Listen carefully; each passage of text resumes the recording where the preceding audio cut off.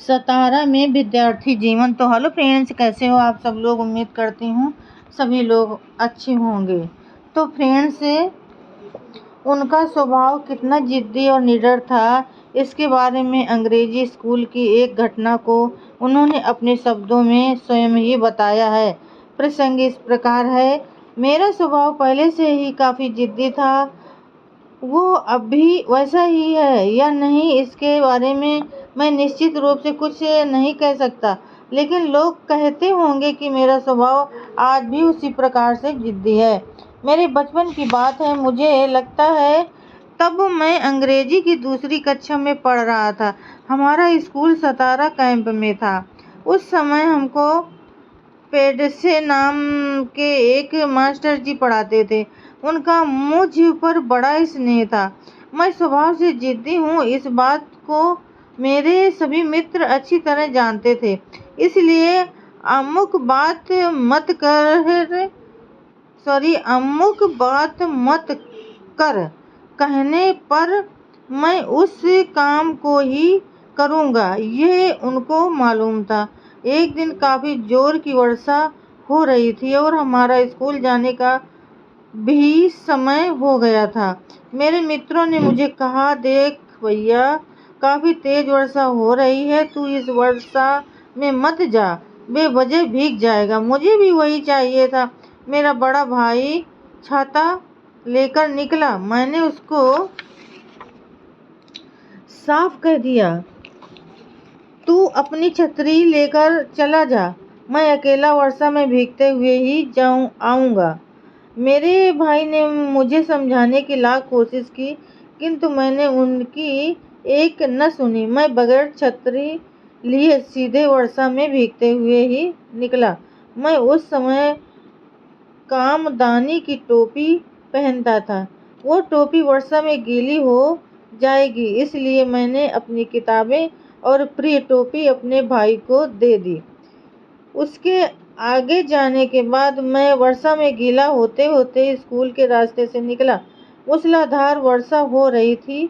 मैं स्कूल में तो पहुंच गया, किंतु पूरी तरह तरबतर होकर मास्टरों ने मुझे इस हालत में आते देखा तो उनको बहुत बुरा लगा। उन्होंने मुझसे पूछा, अरे भैया, वर्षा में छतरी लेकर क्यों नहीं निकले। मैंने जवाब दिया, एक ही छतरी थी, इसलिए मैं इस तरह निकल आया। ये तो मेरी केवल गप थी। ये बात उन भोले भाले मास्टरों के दिमाग में नहीं बैठी। उन्होंने तुरंत मेरे बड़े भाई को बुलाया। वो उस समय चौथी कक्षा में पढ़ रहा था। उससे मास्टरों ने पूछा, बता तेरे बदन पर कितने शर्ट हैं। मेरे भाई के बदन पर एक ही शर्ट थी। तब उन्होंने अपने खुद के बच्चे को मेरे साथ अपने घर पर भेजा और उसको कहा, इसको घर ले जा और अच्छे से नहाने के लिए गर्म पानी दे। उसको एक चड्ढी दे और उसके कपड़े मतलब धोती और शर्ट सुखाने के लिए डाल दे। मतलब शाम को उन्हें पहनकर वो अपने घर चला जाएगा। उसके अनुसार मास्टर का लड़का मुझे अपने घर ले गया। नहाने के लिए गर्म पानी दिया और पहनने के लिए एक ही चड्ढी भी दी। मैं शाम तक के लिए स्कूल की झंझट से मुक्त हो गया हूँ। इस बात की मुझे बेहद खुशी हुई। मैं अटलते मचलते हुए और मुंह से सीटी बजाते हुए यूं ही स्कूल के बाहर घूम रहा था। कक्षा में नहीं आया हूँ, देख।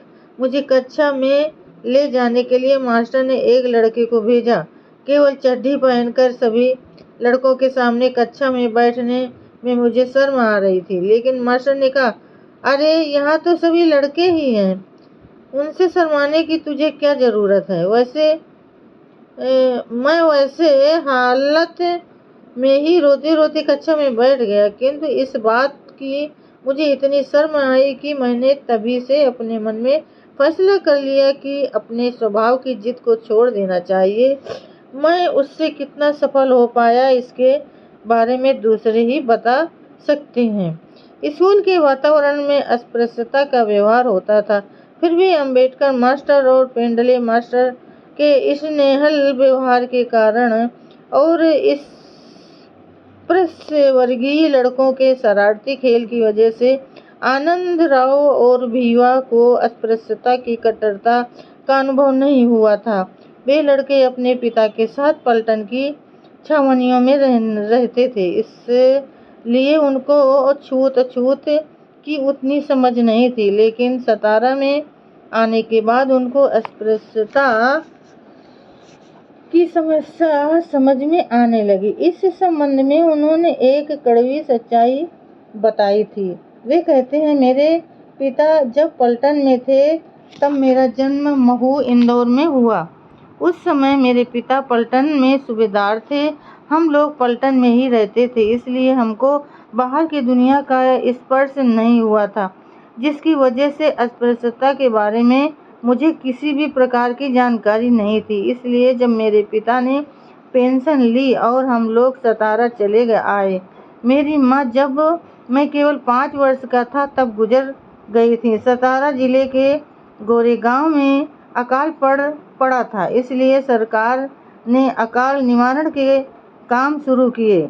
उस समय पानी के लिए एक तालाब खुदवाने का काम शुरू किया गया था। उस तालाब का काम करने वाले मजदूरों को वेतन बांटने के काम पर मेरे पिताजी की नियुक्ति हुई। वे गोरेगांव गए और हम 4 भाइयों को उन्होंने सतारा में ही छोड़ दिया था। करीब 4-5 साल में से जब हम सतारा में रहने को आए, तब से हम लोगों को असली अस्पृश्यता का पता चला। पहले हमको हमारे बाल बनाने के लिए नाई नहीं मिलता था, हमें बड़ी मुश्किल हो जाती थी। ऐसे समय मेरी बहन, जो अभी भी जिंदा है, हम चारों भाइयों को चबूतरे पर बिठाकर बाल काटती थी। सतारा में इतने नाई होने के बावजूद भी वे हमारे बाल क्यों नहीं काटते, इसका अर्थ मुझे पहली बार समझ में आया। तो फ्रेंड्स, आज के लिए बस इतना ही। कल फिर मिलेंगे अगले नए वीडियो के साथ। तब तक के लिए फ्रेंड्स, जय भीम, नमो बुद्धाय।